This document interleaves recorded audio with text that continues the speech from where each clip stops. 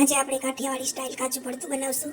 એના માટે આપણે રીંગણા શેકી લીધા છે ને આપણે એને પીલ કરી લઈશું. આપણા રીંગણા શેકાઈ ગયા. રીંગણાને પીલ કરી લીધા છે.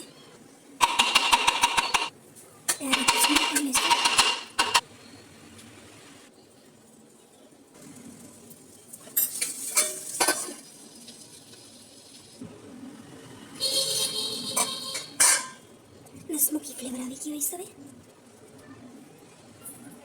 હવે નમક એડ કર્યું, તીખાનો ભૂકો, ચટણી, સિંગતેલ, ડુંગળી,